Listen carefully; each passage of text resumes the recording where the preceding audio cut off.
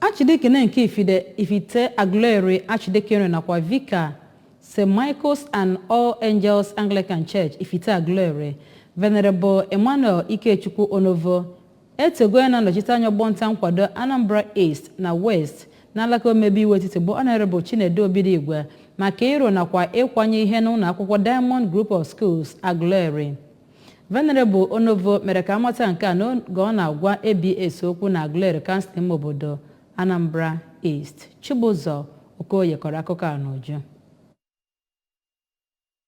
Mgbe ọ na-eto ya bụ onye omebe iwu ka Venerable Onovo onye bụ onye isi ụlọ akwụkwọ ahụ mere ka amata na Maazị Obidigwe bụ ngozi nyere ụlọ akwụkwọ ahụ, ụlọ ụka ha nakwa ndị ọgbọnta vote Anambra East and West. Ya bụ onye ụkọchukwu Anglican gara n'ihu mee ka amata na ya nọgọ ihe karịrị afọ 19 na ya bụ ọgbọnta vote ma mee ka o doo anya na ya bụ onye omebe iwu bụ onye kacha ma ọfụma ma agụba ndị nọchigoro anya ya bụ ọgbọnta vote n'ụdị ọbụla ma kwuo na ya bụ onye omebe iwu na-enyere ụlọ akwụkwọ ha aka oge ọbụla ma na-enyekwara ụlọ ụka Chineke aka. Ọ gwara ndị nta akụkọ ABS na Maazị Obidigwe butere oche ihe ndị ọzọ eji akụzi nkụzi ma lụkwa ụlọ ụmụ akwụkwọ na-aga mpochi nke ọgbara ọhụrụ iji hụ na agụmakwụkwọ bụ nke na-aga n'ihu na-enweghị ihe ntụmadị n'ebe ahụ. Onye isi oche otu ndọrọndọrọ All Progressives Grand Alliance APGA nke okpuru ọchịchị Anambra West bụ Maazị Charles Chibuka Kwọlụ kwuru na Maazị Obidigwe bụ nya kacha ma ọfụma na ndị nọchigoro anya ya bụ ọgbọnta votu nke etiti ma kwuo na ọlụ ọma niile ọ lụrụ bụ nke ya nyere ya aka iji tutu ugo mmeri na ya bụ ntụliaka a ga-eme n'afọ 2023. Maazị Chinedu Obidigwe bụ osote onye isi oche ụlọ ọgbakọ omebe iwu etiti nke obere na-ahụ maka gburugburu